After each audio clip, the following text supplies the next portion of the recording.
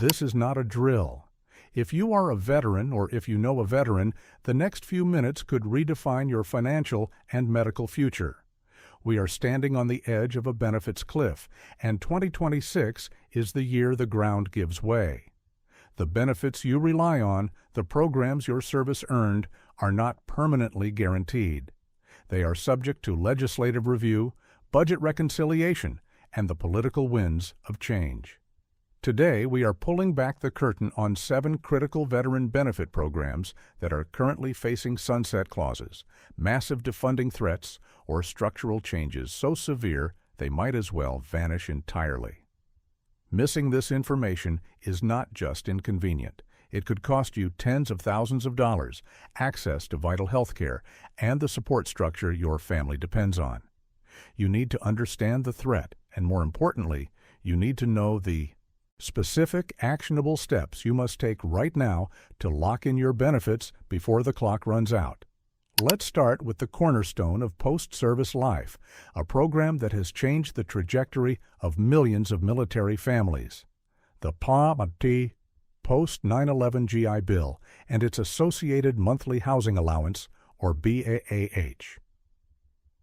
Now let me be crystal clear, the GI Bill itself is not likely to disappear completely. That would be a political third rail. But what is under constant threat, what budget hawks scrutinize every single fiscal year, is the massive financial outlay associated with the housing stipends. The true value of the post-9/11 GI Bill isn't just the tuition payment. It's the fact that it pays you to live while you learn. It's the stability the monthly housing allowance provides, calculated based on the cost of living for an E5, with dependence in your specific school's zip code. This allowance can be substantial, often representing the difference between scraping by and focusing entirely on your education. The threat here is multi-layered and insidious. First, there is the persistent push to cap the BAH nationally. Imagine living in San Diego or New York City, where the current BAH calculation reflects a very high cost of living, only to have that capped at the national average for a much lower cost area, like rural Oklahoma. That single legislative change, which is often proposed under the guise of standardizing benefits, would instantly gut the program's utility for veterans seeking education in high-cost metro areas. It wouldn't disappear, but its value would effectively vanish, leaving countless veterans unable to afford rent near their chosen university. This isn't just theoretical. Similar caps have been proposed and narrowly defeated multiple times in recent appropriation cycles. The political argument is simple. The cost is too high, and the system is being gamed by institutions in expensive areas. Secondly, there's the constant legislative tinkering with eligibility requirements and transferability. We've seen attempts to restrict who can transfer benefits to dependents, and we've seen proposals to reduce the total number of months of entitlement available. If these changes take effect in 2026, or if the BAH is drastically capped, the program as we know it, the program you planned your post-military life around, will cease to exist. The financial impact is staggering. A student losing $1,500 a month in BAH over 4 years of schooling is losing $72,000 in direct tax-free income. That is a massive hit to financial stability, a devastating blow to a family transitioning out of uniform. You must be aware that the funding mechanism for this specific allowance is highly volatile, tied directly to annual defense spending bills and education appropriations. The current generous structure is a target, plain and simple. We need to look at the legislative history. Every time there is a major push for fiscal austerity, the GI Bill's housing component is on the chopping block. The argument is always framed as efficiency, but the outcome is always less money in the veteran's pocket. The political reality is that benefits programs that involve direct cash payments are always the easiest to criticize and the most vulnerable to cuts. Furthermore, the complexity of the current calculation system, while beneficial to the veteran, is often cited by opponents as a reason for reform. They argue for simplification, and in Washington, simplification almost always means reduction. If you are planning on using your GI Bill after 2026, or if you have children who will rely on transferred benefits, you need to track these legislative movements with extreme prejudice. The disappearance of the full, uncapped BAH benefit is a clear and present danger to your future educational and economic security. The difference between the current benefit and a capped benefit can equate to the entire cost of living in many major cities. This isn't a small adjustment, it's a fundamental change to the economic promise made to those who served after 9/11.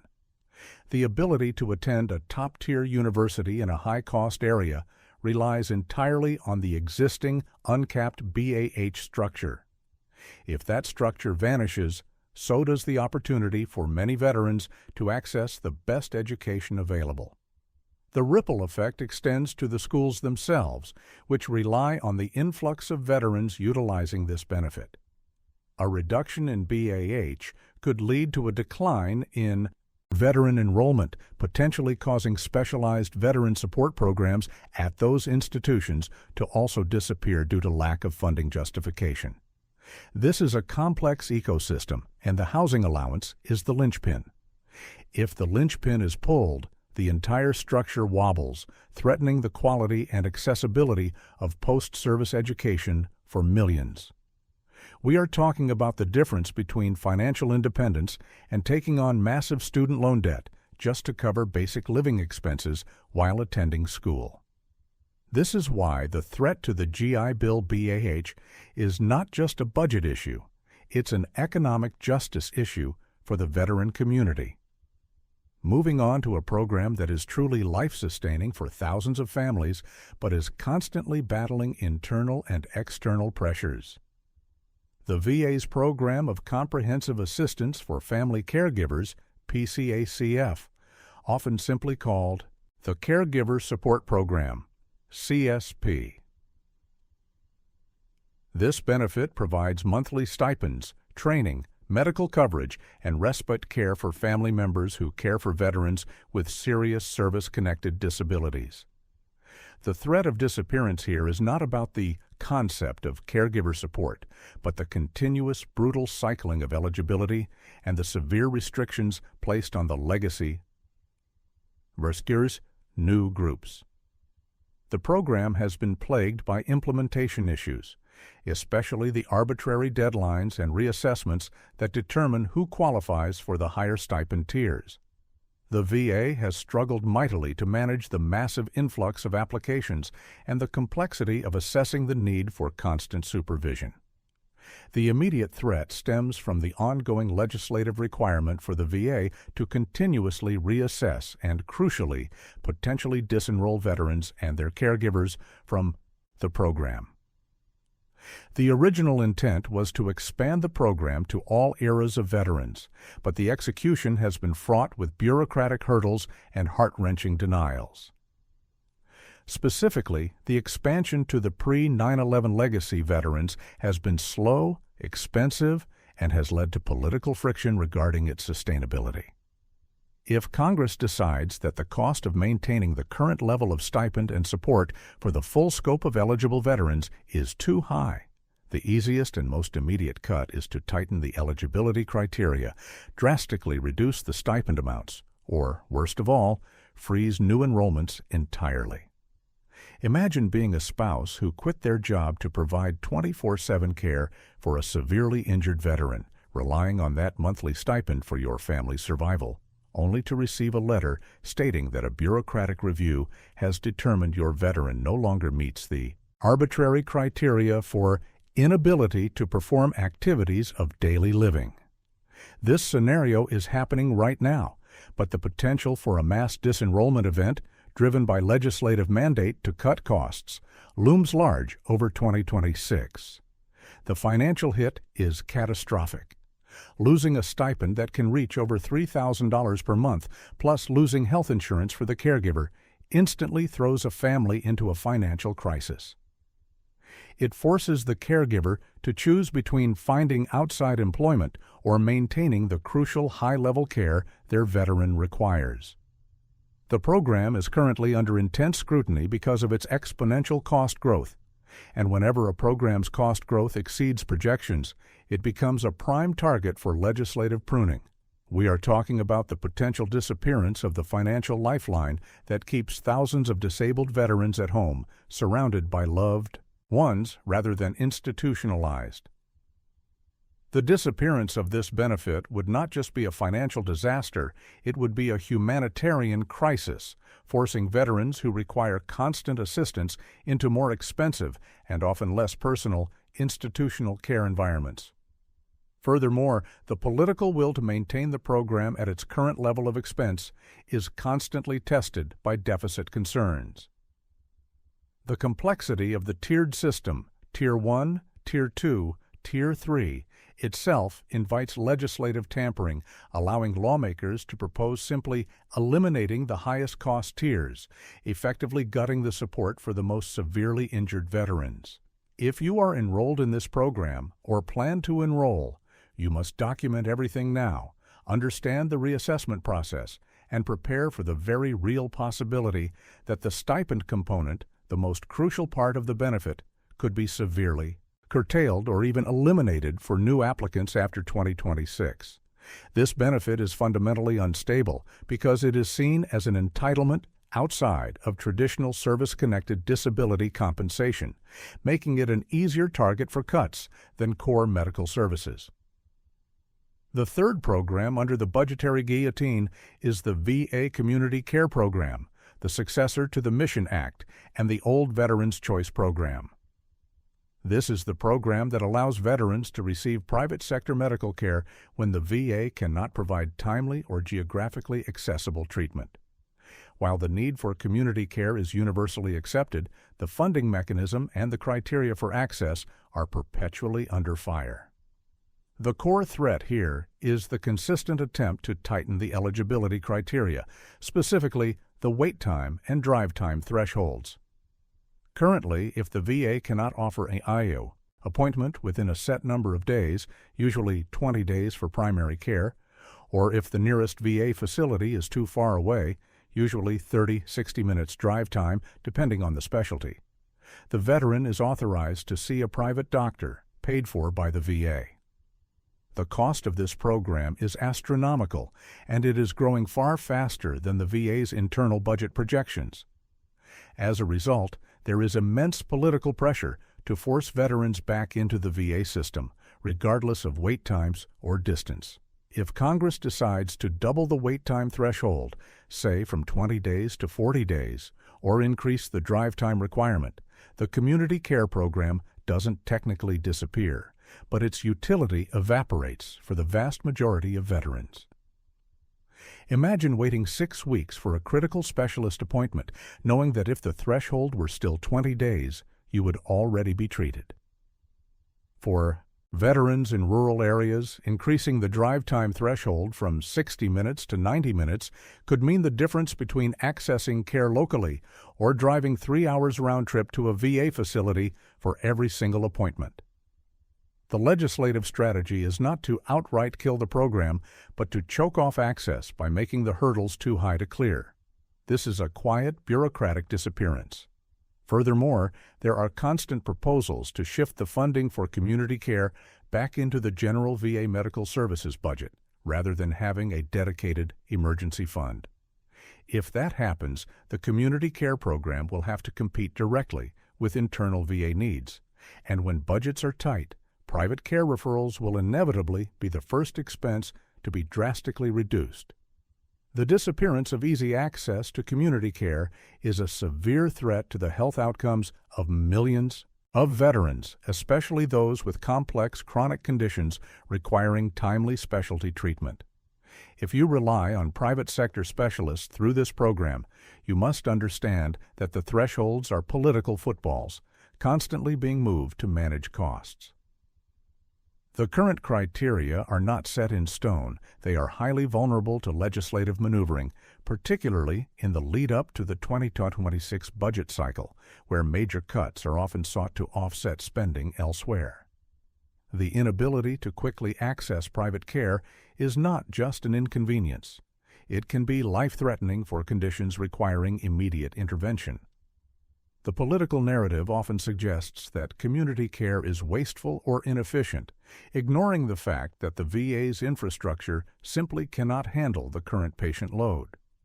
If this program is effectively strangled by rising thresholds, the immediate consequence will be massive backlogs within the VA system itself, leading to a humanitarian crisis of delayed care. This program, which promised timely access, could disappear in practice, leaving veterans stranded waiting months for necessary treatment. The financial implications for the VA are huge, but the health implications for the veteran are even larger. Our fourth major area of concern, and one that is highly complex and frequently misunderstood, is the potential legislative targeting of specific categories within Special Monthly Compensation, SMC. SMC is additional compensation paid to veterans due to the severity of their service-connected disabilities, such as the loss of a limb, the need for aid and attendance, or being housebound. SMC is crucial because it recognizes that certain combinations of disabilities create a level of dependence and financial burden far exceeding a standard 100% rating. The specific targets for potential cuts are often the high-cost categories, particularly SMCL, SMCR, and SMCT, which relate to aid and attendance, ANA, and the highest levels of required personal assistance. Why is this vulnerable? Because SMC payments are high, sometimes reaching over $10,000 per month, and they represent a significant outlay in the VA compensation budget. Budget reformers frequently argue that the criteria for ANA are too broad or that the system is susceptible to abuse, despite rigorous medical reviews. The legislative threat is the introduction of stricter, narrower definitions for need for aid and attendance, or housebound status. Currently, SMC eligibility is based on a comprehensive assessment of the veteran's ability to manage daily life. A legislative change could mandate that eligibility requires a specific, irreversible medical diagnosis, or that it is tied only to physical rather than cognitive impairment. This narrowing of criteria would instantly disqualify thousands of veterans who currently rely on this compensation to pay for in-home care, specialized equipment, or necessary modifications to their homes.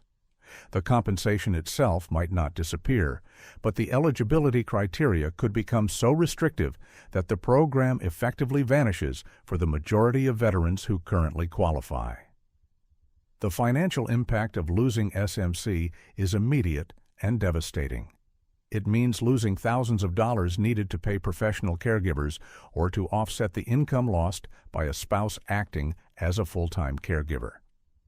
This is a benefit that directly addresses the most profound and severe consequences of military service. Targeting it is politically risky, but the high dollar amount makes it an irresistible target for those seeking to demonstrate fiscal responsibility. Furthermore, there is continuous pressure to align VA definitions of disability with Social Security disability definitions, which are often much stricter. If SMC eligibility were tied more closely to SSA rules, thousands of veterans would find their benefits suddenly terminated or reduced. The complexity of SMC makes it difficult for the public to understand, which ironically makes it easier for legislators to quietly introduce subtle, restrictive changes that drastically reduce the number of eligible recipients. Veterans receiving SMC need to be extremely vigilant regarding any proposed changes to the definitions of aid, attendance, or housebound, as these semantic shifts are the quiet way that this critical benefit will disappear for many in the coming years. This is not about eliminating the payment structure entirely. It's about making the qualifying threshold virtually impossible to meet, thereby eliminating the benefit for those who need it most. The high cost of these specific SMC categories means they are always under a microscope, and subtle legislative tweaks can have massive, life-altering consequences for the most severely injured veterans. The fifth program facing a potential clawback is a specific financial incentive that makes home ownership affordable for many transitioning service members. The VA Home Loan Guarantee Funding Fee Waivers. The VA home loan is one of the most powerful benefits available, allowing veterans to purchase homes with zero down payment and competitive interest rates. Crucially, many veterans currently qualify for a waiver of the VA funding fee, a percentage of the loan amount charged to help cover potential losses. This waiver is currently granted to veterans receiving VA disability compensation for a service-connected disability. The funding fee itself can be substantial, ranging from 1.25% to 3.3% of the loan amount, depending on the veteran's service history and whether it's a subsequent use of the benefit. On a $400,000 loan, a 2.3% fee is $9,200. That fee is typically rolled into the loan, increasing the veteran's debt and monthly payment. The waiver is an enormous financial advantage, essentially a grant of thousands of dollars at the time of purchase. The threat of disappearance comes from two main angles. First, there is the ongoing pressure to make the VA home loan program entirely self-sufficient, meaning all costs associated with the guarantee must be covered by fees. If legislative efforts succeed in raising the required level of self-sufficiency, the easiest way to achieve that is to eliminate or severely restrict the funding fee waivers, even for disabled veterans.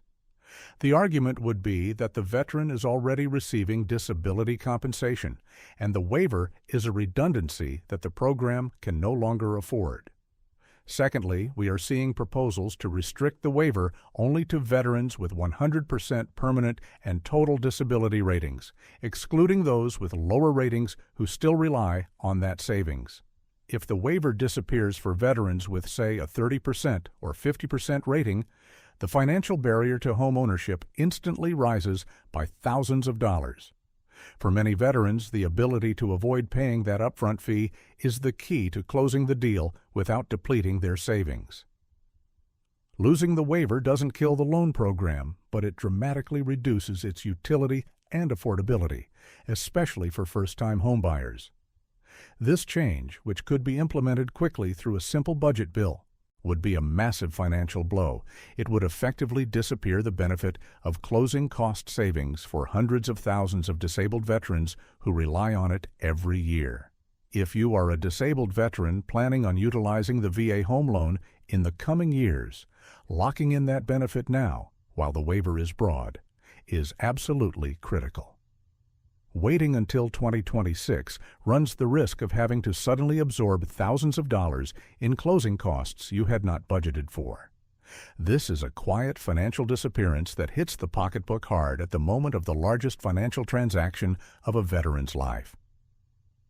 The ability to enter the housing market without the burden of the funding fee is a huge economic advantage, and the political push to reduce this benefit is based purely on cost recovery for the federal government, prioritizing budget balancing over veteran financial assistance. Next, we address a benefit that is critical for long-term career success, but is constantly being hollowed out by underfunding and decentralization. The mandatory quality and structure of the Transition Assistance Program, TAP. TAP is the required course that all separating service members must attend, covering everything from budgeting and resume writing to understanding VA benefits. The program itself is mandated by law, but the quality and funding of the instruction are highly vulnerable. The threat of disappearance here is the disappearance of effective, high-quality, standardized transition training. What we are seeing currently is a move toward decentralization and outsourcing, where the quality of the mandatory training depends heavily on the installation and the contractor hired.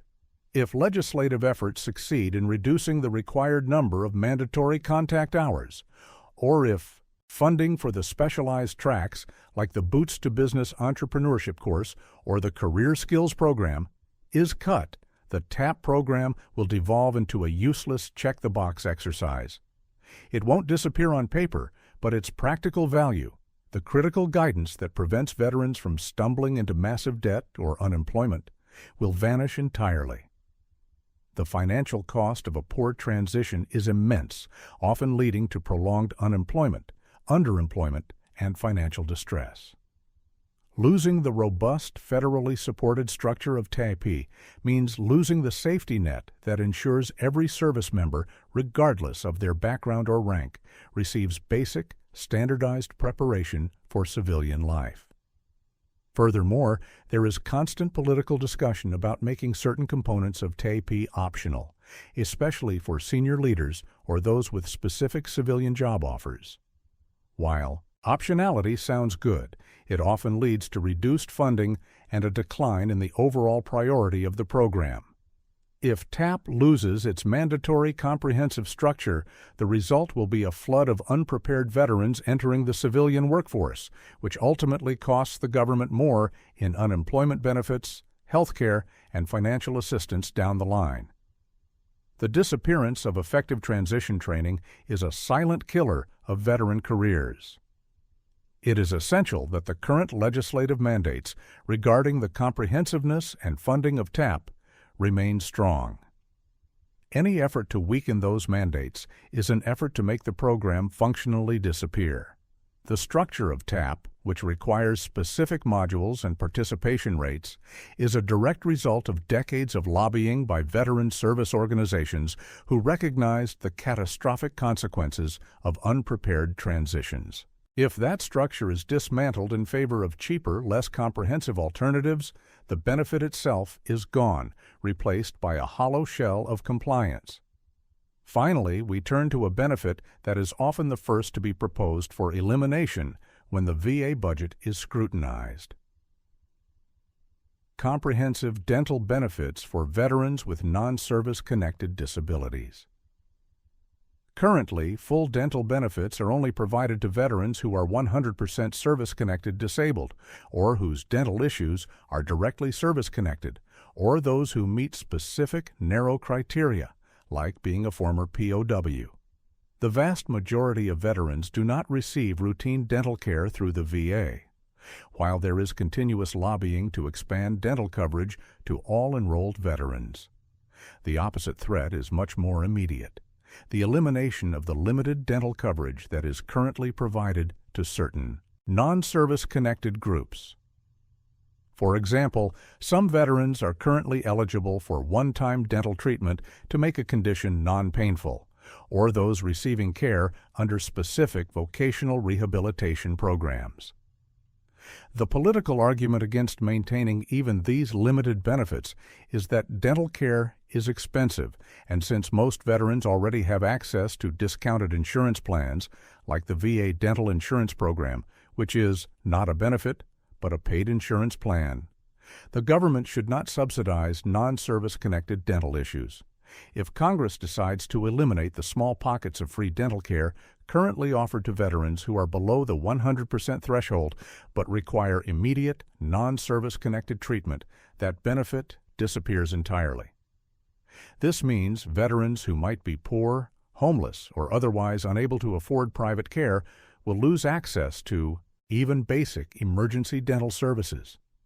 While the impact is smaller in scope than the GI Bill, the humanitarian impact is significant, as untreated dental issues can quickly lead to severe systemic health problems. The disappearance of these limited dental benefits would be felt most acutely by the most economically vulnerable veterans, those who cannot afford the monthly premiums of the paid insurance programs. When looking for easy, low-visibility cuts, dental care for non-service-connected conditions is always at the top of the list because it is not a mandated core medical benefit. The threat here is the total elimination of subsidized dental care for any veteran below the 100% disability threshold, regardless of their financial or emergency medical needs. This is a subtle yet significant erosion of the overall health care promise made to veterans. So, we have laid out the 7 critical areas: the GI Bill BAH, the Caregiver Support Stipend, community care access thresholds, specific SMC categories, VA home loan fee waivers, the quality of TAP, and limited non-service-connected dental benefits.